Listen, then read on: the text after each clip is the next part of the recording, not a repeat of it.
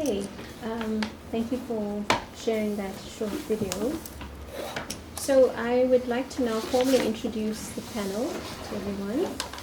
So as you've watched the video, so those of you who hadn't had a chance to read through the information that was circulated, there's also a summary of the judgment that's been circulated. So the panel before you, to my left is Dr. Haroon Mutassim. He is an international criminal justice and human rights researcher and academic. He's currently a consultant for Rawadari, so you would have seen that Rawadari was one of I think 4 organizations involved in bringing the matter to the Permanent People's Tribunal. So he was a consultant for Rawadari on the matter, and he is a visiting researcher at the law faculty of Humboldt University in Berlin. From 2005 to 2021, he served as an assistant professor of law at Kabul University, including serving 8 years as vice dean from 2008 to 2015. So we are very happy to have you here with us, Dr. Mutassim. Next is Mariam Safi. Mariam is a distinguished Afghan researcher, civil society leader, and peace-building practitioner, and she's the founding director of the Organization for Policy Research and Development Studies, known as DROPS, and DROPS was an organization that brought the matter to the tribunal. She has established a think tank dedicated to fostering informed policy dialogue and delivering research-driven solutions. She also founded Bishno, which is an initiative amplifying Afghan women's voices within multilateral policy discussions. So we're very happy to have you here with us, and I hear you've traveled all the way from Canada to be here with us, and you've traveled from Germany. All right, okay, coming from far and wide. Next is Shahrazad Akbar. She is the executive director of Rawadari, and she's a permanent honorary fellow at Wolfson College at the University of Oxford. She's a frequent briefer to the UN Security Council and a leading voice in global media on human rights. She's the former chairperson of the Afghanistan Independent Human Rights Commission. At Rawadari, she pioneered the People's Tribunal, and the first mechanism of its kind to bring the testimonies of Afghan survivors into the international legal record. So we're very happy to have you here with us, Shahrazad. Thank you for being here. And then the gentleman who is in charge of media at Rawadari, Hasib Tarin. I'm very happy to have you here. And I just have to read out the first few lines of his bio. Hasib has spent the last 14 years figuring out how to make complicated things feel simple. I think that's a lesson for all of us. He's a communication and design professional. He's worked with government bodies, international organizations, startups, and private companies. And he currently serves as a communication expert at Rawadari. So thank you very much for being here with us. And then, of course, Emeritus Professor Rashida Manjush doesn't need much of an introduction to all of us here. Former Special Rapporteur on the rights of women, violence against women at the UN, and has a distinguished legal career. Currently has a distinguished legal career, and as you can see from the video, still very, very much involved in fighting for the rights of women, something she feels very passionate about. So thank you very much for initiating this and bringing the delegation here. Thanks, Alana, and thanks to all of you for making time in a difficult week. Thanks. So it is a fairly small group that we have here today, and so I would like this to be interactive, and I understand that you've made time to be here, so I want you to get as much as you can out of it. So you would have seen the video, and the panelists are here in front of you. I do have a few questions maybe to get things going, but then feel free to raise your hand if you have a question, if you need clarification, etc. I'm sure someone here would be happy to answer. So maybe to start off, a People's Tribunal. How would you say they, of course, and of course, this People's Tribunal happened in the absence of the accused. Okay. So I have two questions. How did you prepare the evidence to bring the matter to the tribunal? And then secondly, what were your concerns from a procedural standpoint? The fact that the members of the Taliban, the accused persons in this matter, were not present.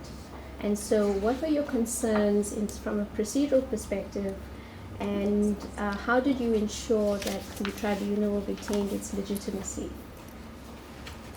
Okay, so shall we start with that? And then we can continue. I'm happy to talk a little bit about the evidence process, and yes. Dr. Haroon can add. And then I think, Rashida, would you like to talk also about the Taliban not being there? You can, okay, you want me to speak louder? Okay. Hasib wants me to speak louder. All right. So in terms of the People's Tribunal, how did we prepare the evidence?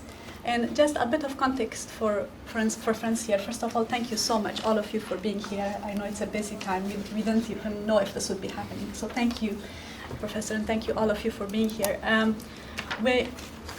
In the context of Afghanistan, we have several international accountability mechanisms that are active or somewhat active or on the verge of being activated. So we have an ongoing International Criminal Court investigation into Afghanistan, and there have been arrest warrants issued for 2 of the Taliban leaders. And that's also in the context of gender persecution as well, the crime of gender persecution. We do have a special rapporteur on Afghanistan, and a UN special rapporteur on the human rights situation in Afghanistan, who is very active, who was there for the hearing session as well as the judgment. And as we were working on preparing for the tribunal, as the hearings were being held in October 2025, there was an announcement from the UN Human Rights Council. An independent investigative mechanism was set up regarding Afghanistan. So that's another body that can look into the situation in Afghanistan. But as we were thinking of a People's Tribunal, the value for us was really coming from the fact that we wanted Afghan women to be center stage, particularly survivors to be center stage. We wanted their experiences to be to kind of be at the heart of the process. We also wanted to have a process where we are not waiting and just knocking doors of international mechanisms or governments. We wanted to take initiative as Afghan civil society, the 4 organizations, and that's why we approached the Permanent People's Tribunal. And we were also thinking about, kind of issues of how can a People's Tribunal give us a bit more flexibility, because we did bring in, although it wasn't part of the kind of formal indictment, but as an annex to the indictment, we had an analysis of the human rights situation, women's rights situation from an Islamic perspective, because Taliban justify a lot of their restrictions in the name of Islam. And we also had an Islamic scholar speak in the hearing session as well as the judgment. You saw the female scholar from Indonesia, our colleague, speaking in the hearing session. So a few things that the People's Tribunal made possible. As a prosecution team, so the prosecutors were independent of the staff of the 4 organizations. We put together a team of 4 prosecutors in consensus of all requesting organizations, Afghans from different ethnic backgrounds, different expertise as well. That was another issue that we had to take into account to sort of make it as inclusive as possible. One of our prosecutors, you saw her on the screen, a former commissioner at the Human Rights Commission, and someone with disability who is also an activist on the rights of people with disability. So we wanted the indictment to be inclusive to the extent possible of the intersectionality of situation, what Afghan women are experiencing from different backgrounds. And they worked on the indictment, and they looked through documents, public documents, edicts, etc., but they also looked at documentation of the 4 organizations, because we do human rights documentation. Rawadari, for instance, puts out regular human rights reports every year, as well as thematic human rights reports. So they looked through our databases, they looked at the cases that we presented to them related to gender persecution, and then they put together, based on these cases, they came up with a witness list of, these are the cases where we would like some more information.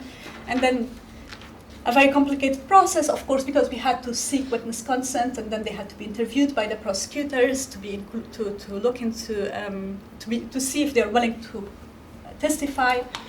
many of them had security concerns, even including, as you see in the video, there are witnesses who are in person, but you can't see their face, because although they are in the West and in safety, relative safety, they have extended family in Afghanistan, cousins, brothers, fathers, family members, so they were worried about the Taliban harming their extended family members. So that was the really challenging part, because we were very nervous about putting anyone at risk, but we also didn't want to miss the voices from inside Afghanistan, because this is something else that gives legitimacy to the process, because often the human rights violations, the documentation of human rights violations and our advocacy around it is dismissed because we are outside Afghanistan. So we really wanted to hear from women inside the country how they are experiencing. And so we had some of the witnesses from inside the country, from the 24, I think 8 were from inside Afghanistan, testifying just by audio or written testimony. Sometimes they were too nervous even about sharing audio testimony. And that's how the process came together. And from the beginning, because the Permanent People's Tribunal was kind of the convening entity, they sent notice to the Taliban when the indictment was prepared. So they shared the indictment with the Taliban, informing them that they have the right to defense. And we also informed the UN in Afghanistan, because they interact regularly with the Taliban as the de facto authorities. So we wanted to make sure that the UN is itself there if they want to, if they choose to, but also that they also inform the Ministry of Foreign Affairs that this is a process. If you have missed this information, please act. We never got that. Our understanding is that the Permanent People's Tribunal never got a response from the Taliban to acknowledge the indictment or to prepare a sort of defense or to be there. But so that's a little bit about the. Dr. Saib, have I missed anything on the evidence aspect? No, thank you. I'll just prepare. I think just to add on to the last bit, every day of the hearing we made an announcement asking for any Taliban representatives in the room to come forward, to produce their defense, etc. And nothing came through at all. And one addition to, in fact, mostly with the people's tribunals, it happens that, particularly in situations like Afghanistan, that mostly it's an opportunity for the survivors to speak about their experience. Not really actually just giving, but of course to reach justice you have to give the opportunity for them. And from the beginning this discussion was brought by the Permanent People's Tribunal, by the Secretariat, that do you want the other party to be informed, or you just prefer this as a platform for women to speak about what has happened to them? But we say that no, they have to be informed, and if they can and they actually want to say something or defend, then what's better than that? And traditionally the Taliban do not respond to any of those things. The only occasion that they have responded is actually the arrest warrants issued for their leader, that they say that we do not recognize ICC and we are not party to it at all, which is lack of their understanding, that they don't know the procedures and the issues related to that. But overall, so this was mostly a platform, but of course with that opportunity that, as Manju mentioned, Professor Manju, that they didn't come for both the hearing session and also in the judgment session, although their embassy in the Netherlands is still actually somehow connected to them, the Afghan embassy, and their ambassador was connected to them, but no one paid attention. And the judgment was in The Hague, so Yes, it would have yes. been easy for them Absolutely. to participate in some way. And the process was the hearings were broadcast live through Afghan media.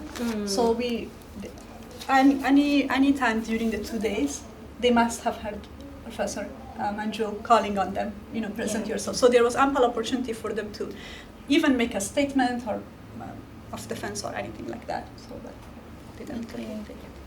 Thank you. And I think the fact that the Taliban is the de facto authority, they're not recognized as a government by the UN or states at the moment. So that's something we need to talk about, this normalization that's going on globally. So the lack of understanding of international obligations by the Taliban, that all the human rights treaties, and there's 8 or 9 treaties, that they're still a party to, which means the state of Afghanistan is still bound by obligations, right, that emanate from the treaty. And if you're the de facto authority, in a sense, you have to remember and honor that. Being a party to the International Criminal Court also, the lack of understanding that there are existing obligations. You're not considered a government by anyone as yet, and yet you're functioning de facto as an authority means there are implications. So as judges, we had to take that into account as well. And the language is important, de facto authorities, not recognizing them inadvertently in our judgment and understanding. So before I get to you, Fatima, just to pick up on that, Rashida, so the tribunal made a range of findings in terms of international criminal law and international human rights law as well. So do you want to just maybe give us a broad brushstroke? So in terms of the international criminal law, that was an easier one for us. So who were the accused in the indictment? The accused were 10 Taliban leaders that were identified in the indictment. Secondly, the Taliban as a group, because they function with formal structures as well as informal structures, administrative structures, security structures, etc. So the Taliban as a group, and the third accused was the state of Afghanistan, because the state of Afghanistan remains a party to international treaties, right? So those were the three accused. And what were the charges? The first charge was the Taliban's institutionalized discrimination against women amounts to gender persecution. And as the human face of this you heard on the video.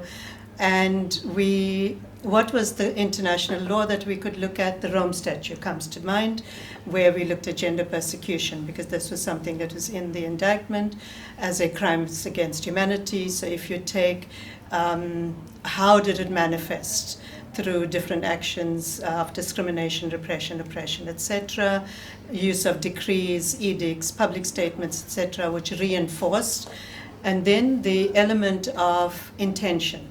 And that was very clearly proven by the testimonies that the intention was to exclude women completely from public spaces, right? Whether it was the dress codes, whether it was education, health, etc. So that was an easy one to fulfill the intent discrimination, and the measures that the Taliban had publicly through their dictates, their decrees, etc., were being applied and enforced by different structures that they had set up, both formal and informal. So that met the threshold of crimes against humanity in terms of gender persecution. Of course, in terms of the Rome Statute under Article 71H, this qualified, but we looked at both sex and gender discrimination, because the discrimination is based on biology as well as social construct of womanhood by the Taliban. And there are other grounds as well. The second charge was the Taliban's actions amounted to other inhumane acts under the Rome Statute. And, other inhumane acts is a catch-all phrase that is used by international criminal tribunal statutes to ensure accountability for crimes with sufficient gravity. The challenge for us as judges was that the prosecution in the indictment limited other inhumane acts to gender apartheid. Now, gender apartheid is not codified in the Rome Statute, the Apartheid Statute, etc. So it was a difficult one for the judges. There were one or two judges that were very keen to find, that the Taliban was guilty on the basis of gender apartheid. But you can't find someone guilty for a crime that doesn't exist, and gender apartheid doesn't exist. But there's a whole codification process and advocacy going on in the UN around the proposed crimes against humanity treaty, and lobby groups are pushing to include gender apartheid there. So we acknowledge that if we looked, the constitutive acts that that women and girls and other minority groups are subjected to, it can constitute apartheid, but it needs to be done somewhere else. So that is something that's going on, and there's a lot of challenges around that. The third was the state of Afghanistan, right, under the de facto authority of the Taliban, and they violated core human rights treaties, rights of women and girls, under CEDAW and a whole range of other treaties. So that was also something that was easy, the deprivation of fundamental rights, prohibitions, etc. So we found that the state of Afghanistan had violated its obligations. I'll stop there because those are the three main ones, and I'll talk about other justice and accountability issues. Thank you. Yeah. So, Fatima, do you want to just introduce yourself to the panel? She forgot her name. My name is Fatima, and I'm a professor in refugee lawyer in the faculty. Thank you for your presence here today. My question is about redress. It's my understanding that in a people's tribunal you can't really ask for either a physical or a financial redress. And so I would like you to just speak a little bit more about the value of this tribunal if there is no redress. Thank you. Thank you. That's a great question. I can speak a little bit about that, and others may have joined. I think for us, for us from the beginning, the survivors were at the center, and this was also an issue because we were thinking about how do we also manage expectations of the survivors, because they have gone through so much. Some of them have been imprisoned and tortured. They have had family members as well imprisoned and tortured. And of course, even the ones who haven't experienced detention or torture, they are deprived of their most basic rights. They have lost their jobs, they have lost their ability to finish a degree because of Taliban laws, and they are taking a huge risk by participating in the process. And so we had to be very transparent from the beginning that this is not a formal process. You will not see people in jail following this process, or you will not see a form of compensation. And these are the risks. And despite these risks and these limitations, are you willing to participate? And we had people initially we had people, a longer list of people who had agreed to participate, who withdraw later. Of course, it was a sort of a mini operational crisis because when people are like 3 days to the tribunal, but we were also very happy because we felt like the prosecutors have done a great job of explaining the risks. And anyone who is consenting to participate, it's an informed consent. It's a truly informed consent for them. They do understand the risks and they want to. Of course, we took all the measures to ensure that their participation could happen, including those who are in Afghanistan, in terms of being able for them to kind of make logistical arrangements, etc., to be able to send their testimonies, and those who are in person to attend the tribunal. And then following the hearings, and then again following the judgment, we did check-ins with them in the sense of, how was this experience for you? And I think the biggest, personally as someone who was involved in the process, one of the biggest, most significant achievements of the tribunal for me was how the survivors felt in terms of being heard and being acknowledged, and their truth being acknowledged, not just by the people in the room and the judges, which was very, very important to them in the judgment, but also outside the room because it was being broadcast live. And so survivors were receiving, especially those who had publicized their identity, they were receiving messages, they were receiving from women inside Afghanistan and from people inside Afghanistan. People were watching, following the media in exile. And it led to also a conversation about, there are many elements to this process because women are constantly, Taliban right now, yes, this is the most extreme form, but historically we are a patriarchal society. And historically women are being erased, and women's knowledge, women's stories, women's reality is erased and is undervalued. So I think in that sense as well, that the fact that women felt that they were being heard, their experiences, their knowledge, their testimonies mattered, and it was reaching a wide audience, both Afghan and international. And one of them described it as, I felt I reclaimed the dignity that Taliban were trying to take away from me, because they were trying to take away my dignity by imprisoning me and sexually harassing me and holding me. And this process allowed me to reclaim that dignity. And it created also a sort of, even during the tribunal, we had several people walk to us saying, we want to do this one for journalists in Afghanistan. So kind of opening a new pathway, because we have had in Afghanistan decades of impunity. This was one of the challenges of the tribunal for us initially when we were thinking about a people's tribunal. What do you focus on? We have had decades of impunity. We have had all forms of violations. We have had the Soviet invasion of Afghanistan and the crimes that happened in that period. We have had the international presence, including led by the Americans, and allegations of abuse by international forces, serious allegations of abuse by international forces that are not being investigated by the International Criminal Court. That has been deprioritized. So we have no shortage of perpetrators. We have the American army, we have the British special forces, we have forces of the former Afghan Republic. We have had, we have had the Soviet forces. We have had so much that hasn't been. We have never had a truth and reconciliation process in our history. So it was very hard for us, even when we were thinking about the tribunal, what to focus on. And does this mean we are excluding others? But the whole time when we were consulting the civil society at large, we were saying, this is just one step. And this is a platform that you can also utilize. Another affected community can also utilize. We'll step in and help you. If you want to do a people's tribunal on, a specific ethnic minority or on a specific violation by a specific army or any of these things. So I think in that sense also it was valuable for the survivors because they felt like pioneers in a process that others could also utilize and take in. But of course it's, we knew that we were demanding a lot from them. We were demanding a lot. We were grateful that they agreed. May I ask how long this process took from institution to judgment? We submitted a petition to the Permanent People's Tribunal in December 2024.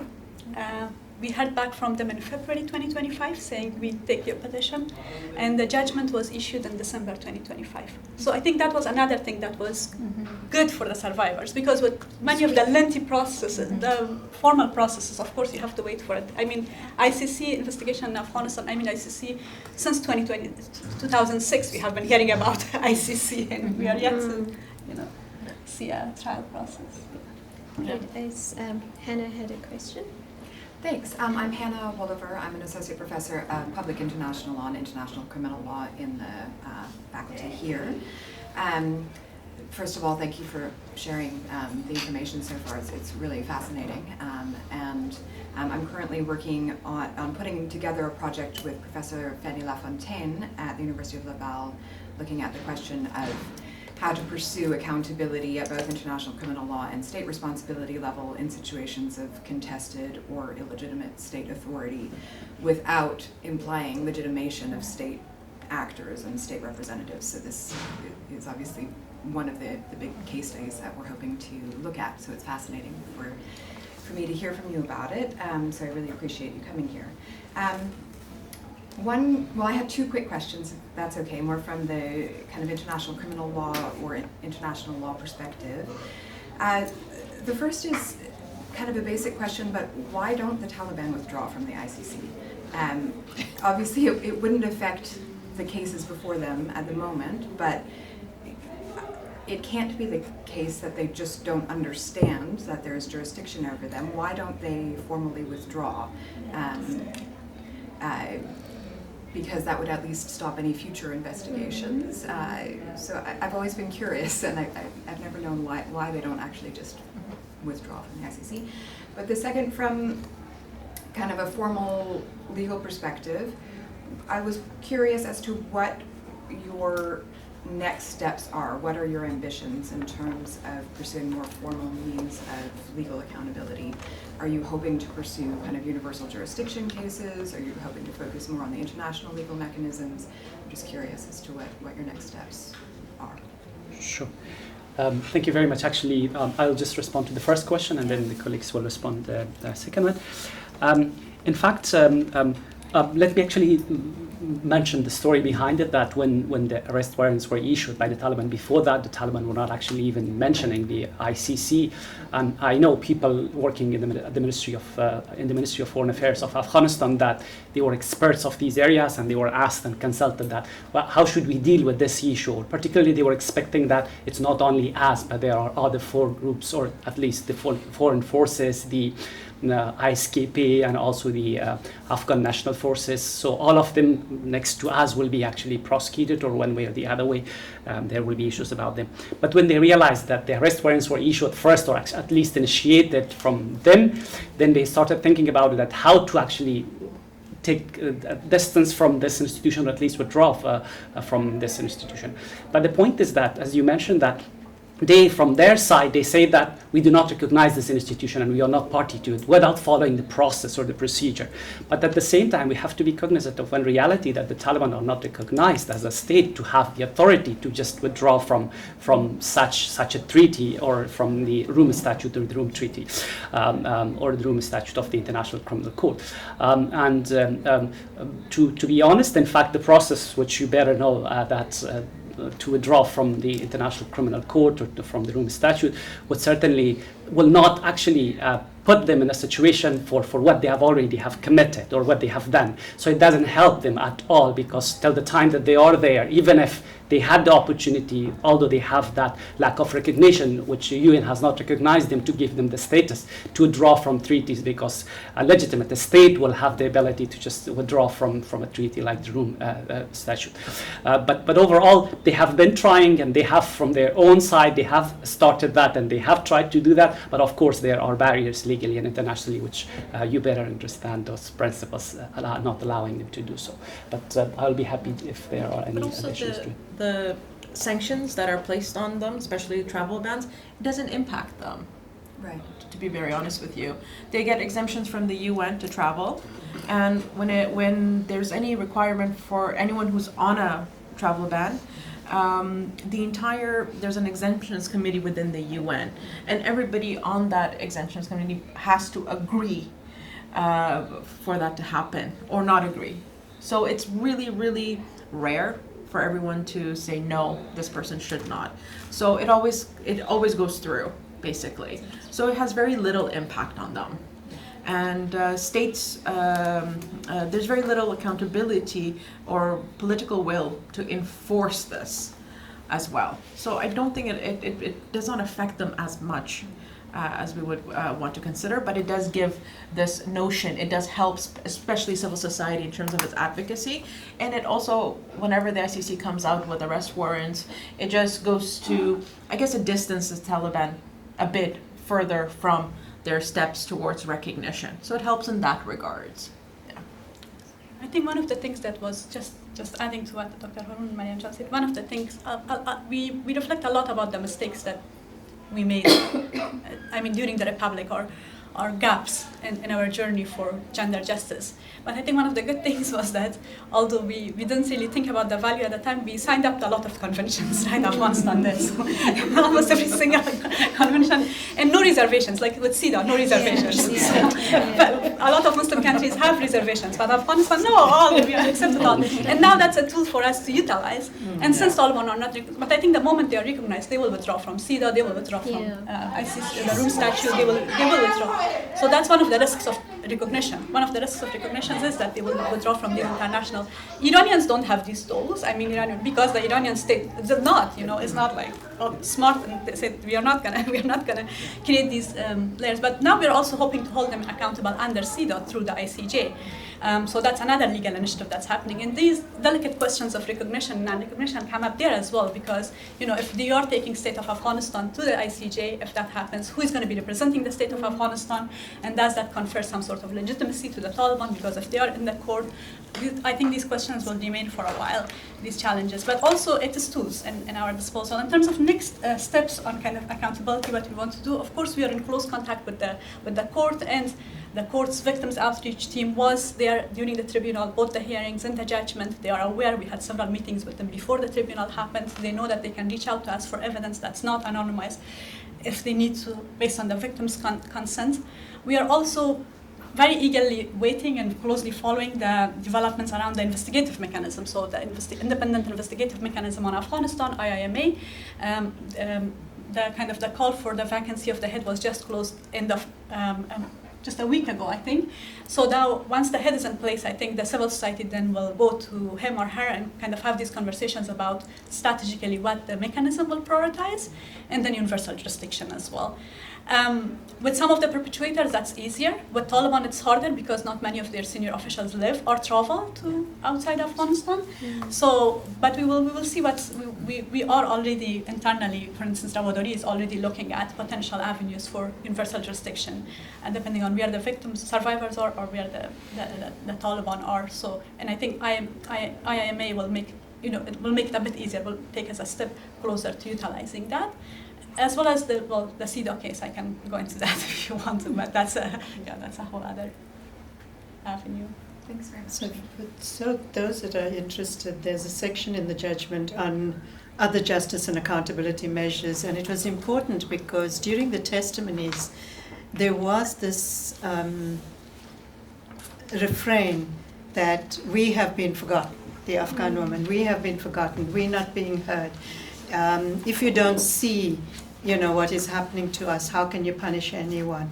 And so it is important to acknowledge that maybe there were different levels of knowledge gaps in the country, that people didn't know there was a whole lot of other stuff going on internationally.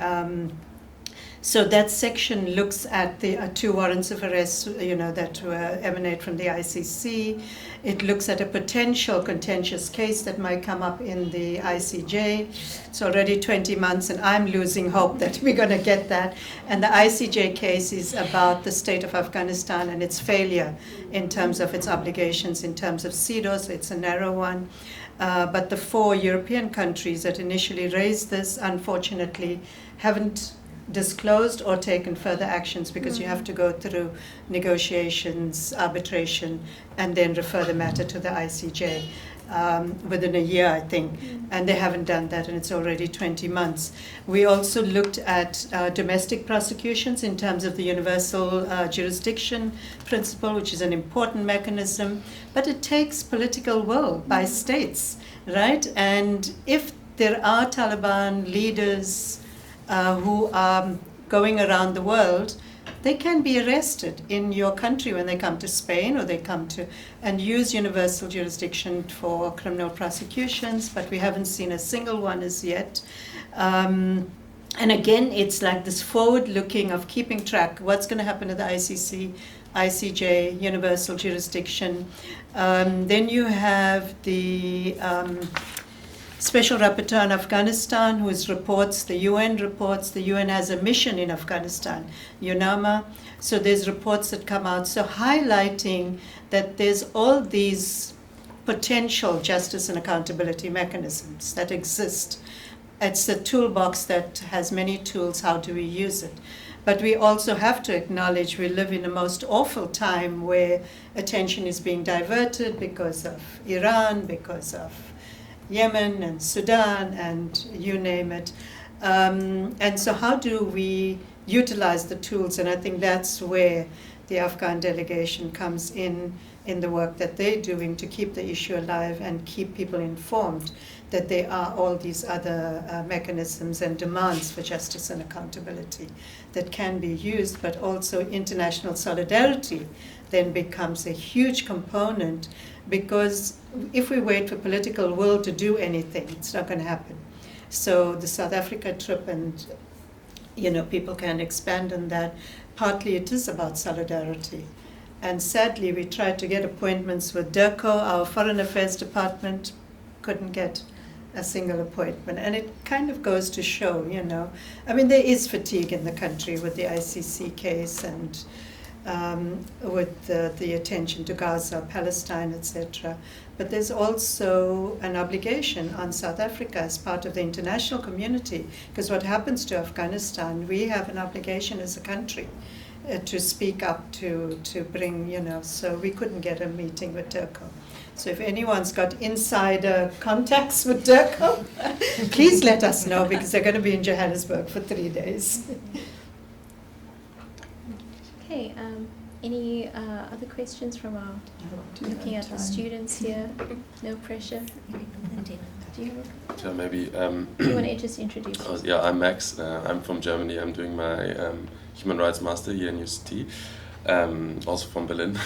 And I was wondering, especially the practice from Germany, trying to interact with the Taliban more on the case of sending back people in the migration interest of Germany and the rising Islamophobia. I think it is very, like as you said before, important to recognize or to not recognize the Taliban as a leader or as a group of leaders or as the real authorities, as a government. And I think Germany being one of the countries actually bring it. So they didn't really, I think personally they don't have the interest. They wanted, because the Taliban are speaking with them, and especially Friedrich Merz being very right wing, he really wants that migration politics on top. He doesn't really care about the people.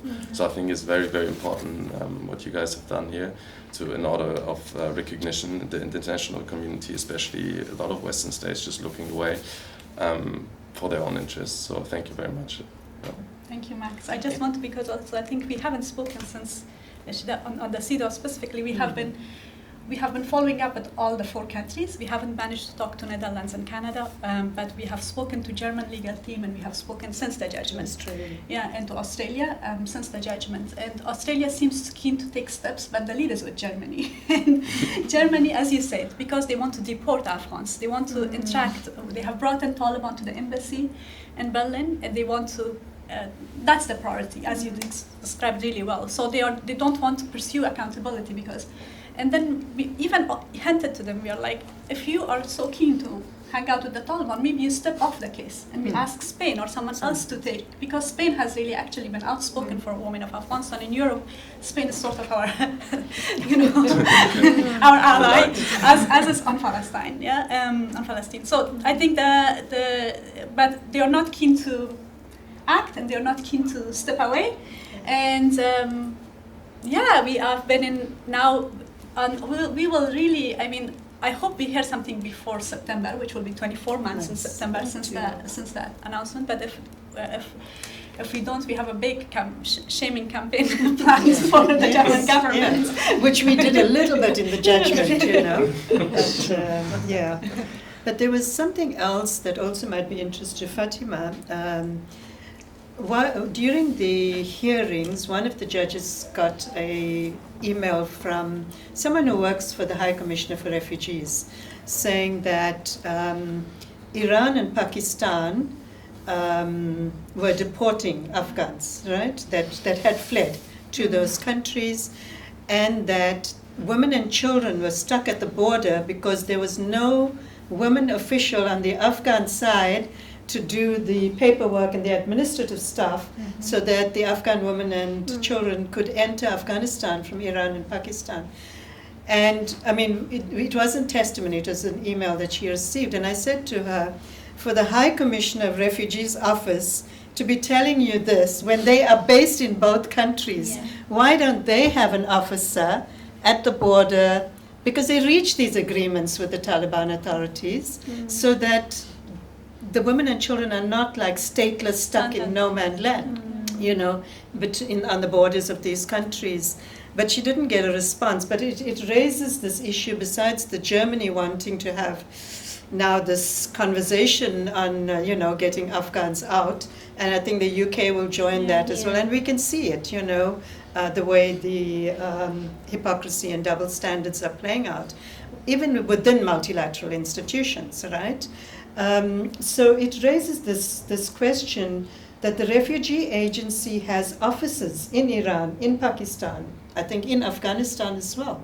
Are they still there? Yeah. UN Women is still there, UNAMA is there. And so there's a problem. Why send it to an individual saying that women and children are stuck at the border with no facilities, no women to kind of help them through the paperwork because there's only male admin officers on the Afghan side, It kind of, the High Commissioner for Human Rights last week said to Israel, can you please prevent a genocide? And I'm like, what the fuck? The genocide already happened, Why are you now, as a High Commissioner for Human Rights, saying, sorry about my French, but it's just kind of makes you so angry at the multilateral institutions, how they play politics as well in how they name things or how they prepare to do. With the Taliban, there was that meeting in Doha. I think, I'm not sure what year it was. So it kind of means that the solidarity from civil society, you know, if we take the flotillas, they keep on going. Yes, we're going to be arrested. Yes, we're going to be detained and abused on every level. So I think the solidarity aspect, the human face, because we can become technical and just talk about the law and what can we use, etc. But as long as the human face is not coming out that, look, this is the human face, and I think the testimony shows that. And how do we get solidarity within a country to say to our government, you have an obligation, you know, you have international obligations towards this. So the refugee issue also, you know, I thought it just boggles the mind that the refugee agency says, you know, help, someone needs to help these women and children, you know.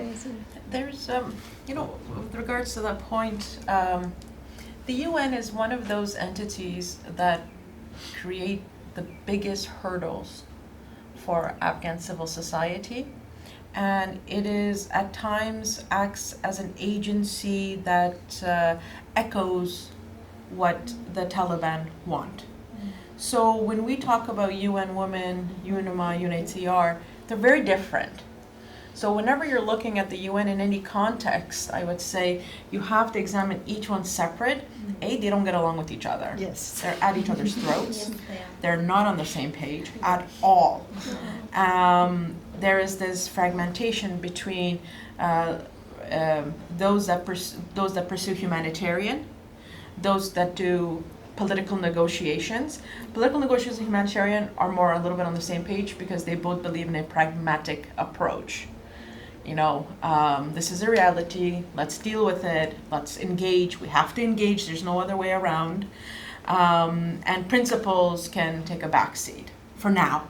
The argument is we pursue pragmatic approach now, and then once we build this in this bridge of trust that's going to happen from somewhere, like as if logic is going to prevail within the minds of the Taliban, you know, overnight, then we can pursue principles. And I think that's just a justification for all of us. Honestly, that's not going to happen. It hasn't happened in other contexts with anything remotely similar to Afghanistan. The only agency in Afghanistan that is actually fighting for women's rights and has been able to maintain itself, keep itself alive, is UN Women, honestly. UN Women is the only agency. And UN Women can only be there as long as UNIMA is there, UNIMA being the United Nations Assistance Mission for Afghanistan. And they're really the only ones fighting for this. UNHCR is a part of, I define them as a part of the humanitarian community. They push for pragmatic approaches. There's no real principle about, you know, women's rights or human rights violations or lack of education for women or anything like that.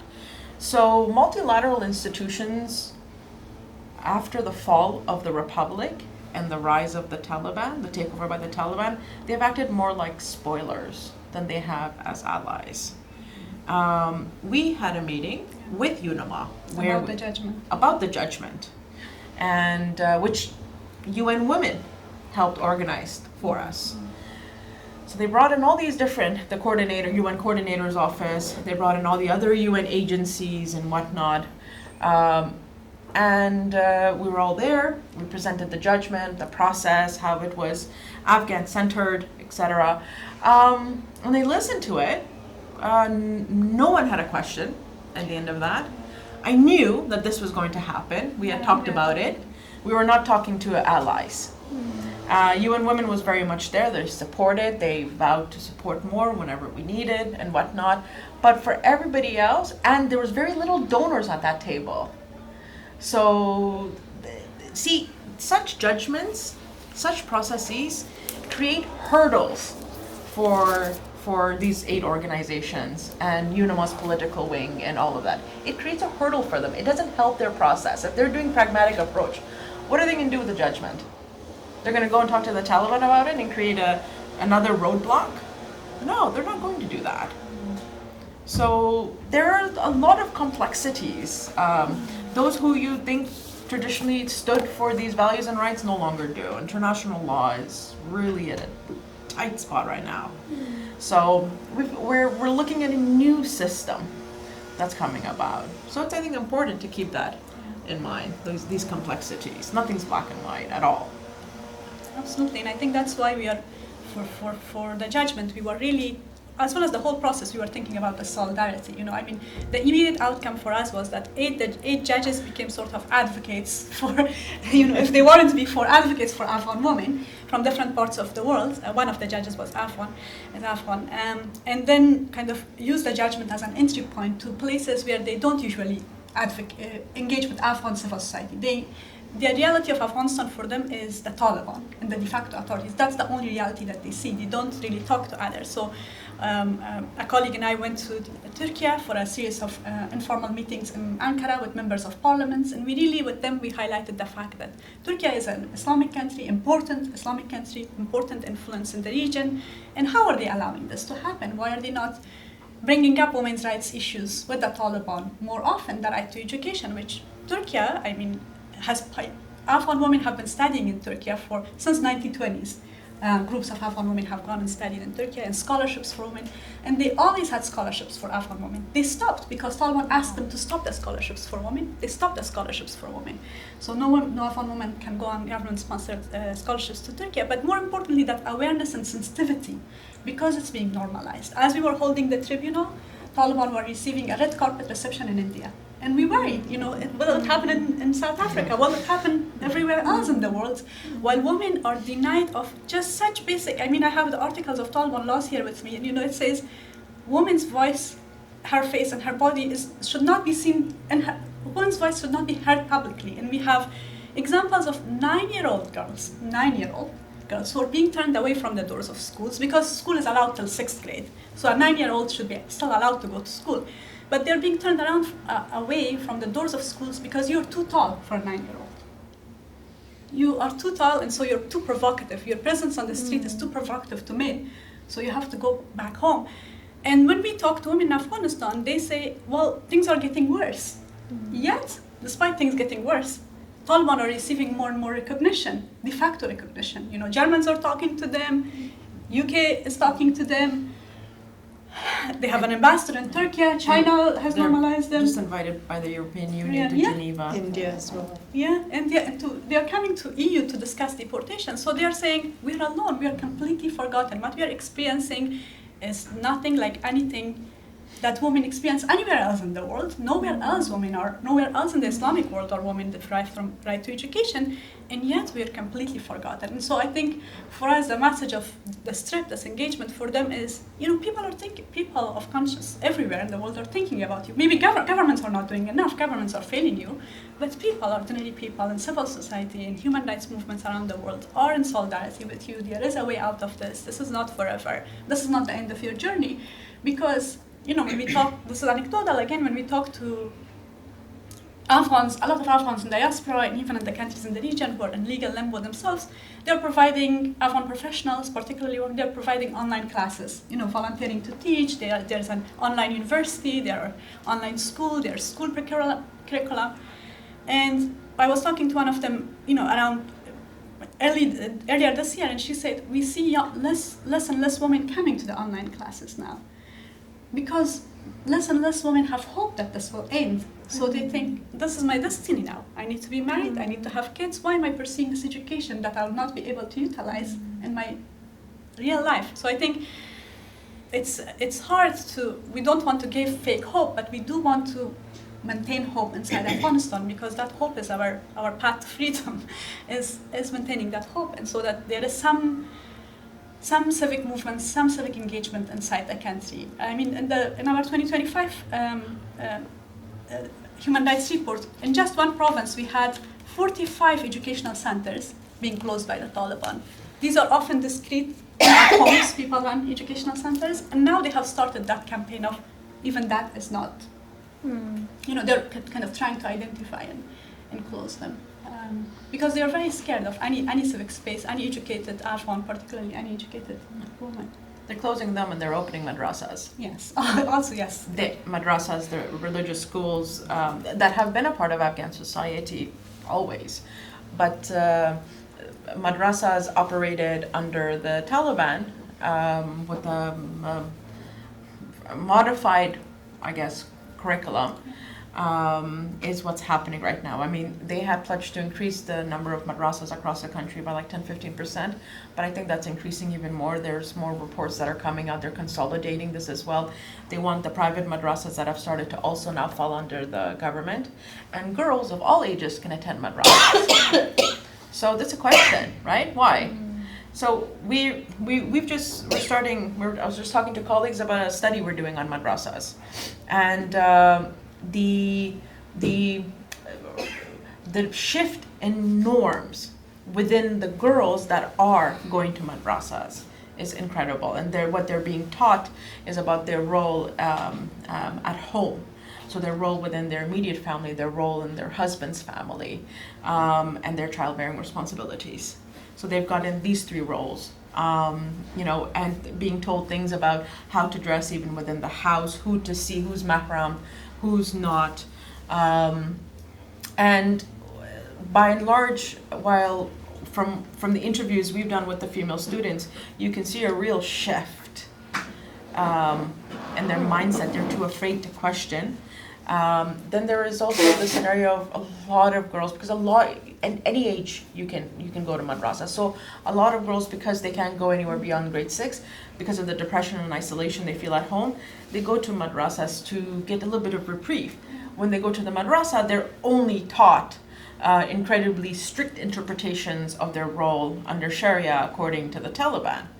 And this is, in return, one, making them a lot more depressed, and it's also ingraining in their mind that any of those values that were taught to them during the Republic period, that's not right, that infidels were teaching them that. This is the truth. But when I speak to them, when I'm doing my interviews, I can feel that they are not accepting it. They're stuck in this odd situation. I spoke to many students who are suicidal. They told me about it. I spoke to one student who had tried to commit suicide 3 times since going to madrasas. And the reason, and she kept on saying, she's like, I don't understand. We have no rights in Islam. We have nothing. And so this is sort of the scenario. And, I wouldn't be surprised that if in a couple of years the Taliban end up opening schools for girls, because they now have a cohort of madrasa educated teachers they can send to those schools, which they don't right now. So basically there's a real, I don't want to, for lack of a better word, a real radicalization of Afghan society, and radicalization wasn't synonymous with Afghanistan, really. Not up until 2015, 2016, we started seeing little bits of it at universities and whatnot. It really, really wasn't. But now you do have this sort of rapid radicalization that is taking place across the country. And then they also have jihadi madrasas as well. So there's regular madrasas and then jihadi. The jihadi madrasas is where they teach you about jihad and your responsibilities in jihad. And that one's administrated by the Ministry of Defense, as you would imagine. So it's quite a difficult scenario. It's really challenging, and like Shahrzad mentioned, there's no other example of it out there. But the key is, this example of India was really unique, because when they went into India, when they were invited to go to India, there was an amazing reception for them. Great reception. And then they had a meeting with the press. And in that meeting with the press, Indian female journalists were not allowed in the room. That's when they got angry. And that's when Indian civil society got up and the female journalists got up, and they made a huge noise about it, finally. And that's when then they held another press release, and then the women were invited and they were sitting in front. But see, and this is when the only time when the question of women's situation came up. The male journalists asked nothing. See, this is also part of this global backlash against gender equality that's taking place. those, and it's the patriarchy in many ways, right? So the male journalists were fine without having women there until the Indian female journalists made noise about it and said what? And the female journalists were okay with the Taliban coming to Afghanistan, to India, until they themselves were kicked out of the room. Yeah. These things never stay within the confines of anybody's borders. Of course, we know this. They will spill over. You know, in India, a country with such a vivacious civil society, they just said, women, journalists, you're not coming. I mean, this was, but it will happen. The spillover is there. That's why it's quite important to be able to tackle these issues head on, because it's, you know, no one's free until everyone's free, right? And in Afghanistan, women are in prison. They're all women. Over 22 million of them are in jail right now, basically, confined to their homes. I have Okay, a question. Last question, please. And the most important. And the most important. Good morning. My name is Buisile. I just wanted to find out, given what we've heard about the radicalization of Afghanistan and the persons within Afghanistan, do you imagine that, I think this is more of a socio-political question, do you imagine that there will be, you know, this inception of networks who are used to obtain this testimony, given how important and fundamental it is for tribunals such as this, and just historically also, how we've seen that redress has been lacking because of a lack of such testimony where, you know, there's been a suppression in instances like the Holocaust, for example, or even apartheid in South Africa. Are we starting to see networks on the ground coming into existence who are able to ensure that testimony remains shared? I mean, it's getting harder now. We have had a network since Taliban took over. Rawadori has had a network of data providers inside Afghanistan, and we do regular reporting, and it has gotten harder and harder and harder, especially harder security-wise. So none of these people, so the way we operate, it's sort of, they're human rights documenters, but it operates sort of like a spy network, in the sense that they don't know each other. They are not connected to each other. So if one person is detained, the whole network doesn't fall apart. We have to find very creative ways how to send money. I'm not going to elaborate to them. And no one knows that they're working with us. Some of them don't know that they're working for this specific organization. They know that they're working for a human rights organization outside Afghanistan, but for their own safety, we are not even sharing who, what, because our reports draw a lot of, Taliban hate our reports, essentially. And since the most recently Taliban in January, which Rawadori leaked, they issued a criminal procedural code, a sort of instruction for courts about what crime is and how crimes need to be punished. And in this, they have also severely restricted any sharing of any information about violations, essentially. So if you are caught sharing information about violations, sending testimony, for instance, or giving testimony, you could be in prison. You could spend up to 10 years in prison. Not up to 10 years, 10 years in prison for this act of sharing information. So it has become so much more complicated. We have, for instance, paused our operations for now, assessing the situation, paused inside, kind of data gathering inside Afghanistan, thinking about through new security procedures, what can we do in light of this new law and these new restrictions. So Taliban are really scared of truth because they know it can have implications, not only for criminal implications, legal implications, but also because, as Mariam also explained really well, there are two kinds of normalization that we are scared of. We are scared of Taliban being normalized across the world, but we are also very concerned as Afghans about Taliban and operation of women being normalized inside Afghanistan, of people subscribing to this idea. Human rights reporting, people's tribunals sort of lift the veil that the Taliban are trying to put. They will say, we will never harass a woman, sexually harass a woman in our place of detention. So they hated the testimonies in the tribunal where people spoke about being harassed, being separated, being searched, etc. We don't detain people. Taliban will say there's no detention in our place of, no torture in our place of detention, but you have testimonies of torture, that's very commonplace.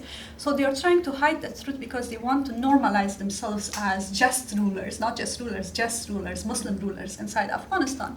So it's very important for us to continue that documentation, but it is becoming really difficult. There are people people share, because people, we're always surprised by how many survivors agree to talk to us when we're doing our documentation, because we're like, this is so risky, but they still want their stories to be heard, they want their testimony to be heard, they are so desperate for it. We always, as a rule, in all our reports, exclude any identifying details, our public reports. Many survivors tell us, put my name in there. I have nothing else left to ask. Like, our protocol doesn't allow us to put your name there. But, people are fed up and people want their truth to be known, but Taliban are making it harder and harder and harder. And we have heard that they have actually, unfortunately, great surveillance technology as well now because of China and Pakistan's support. So Signal, that's everything. We have to be extremely careful. I don't know how your experience, Marijan, because you also interact a lot with. Yeah, we have the same policy in our organization when we do data gathering as well. So we have a network of, so we've got representation in 28 of the 34 provinces where we collect data, and we collect data via telesurveys, face-to-face surveys, and then we also do focus groups with our women's peace circles.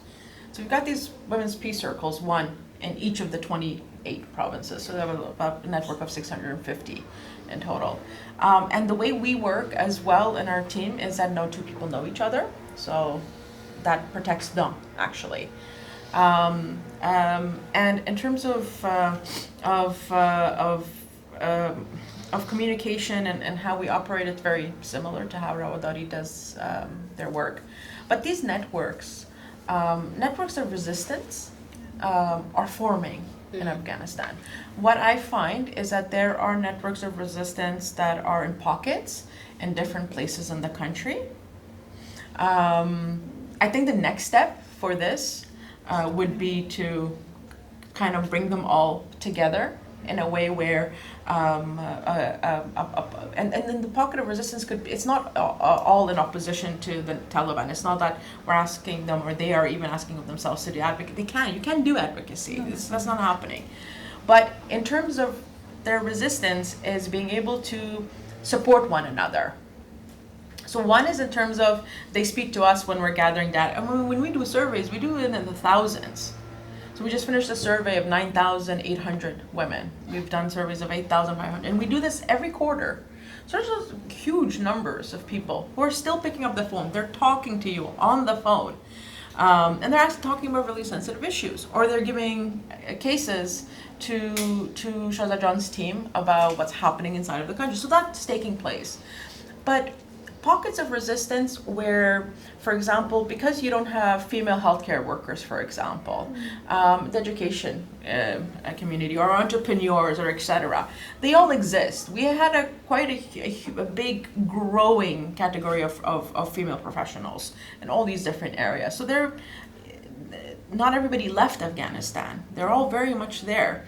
So, and it would be really useful to start connecting them so they can start helping one another, because help from the international community, sure, there's lack of political will, but it's also now proving more and more difficult for them to get in to help facilitate for women inside of the country. So I think the next step is for women inside of Afghanistan, with the support of Afghan women outside and whichever support that we can offer from our here, is to start bringing each other together underground. And these underground networks, I think, is basically what will help, what will be there to help them until such time that there's a shift in the governance structure in the country and we see something else happening. Yeah, thank you for the question.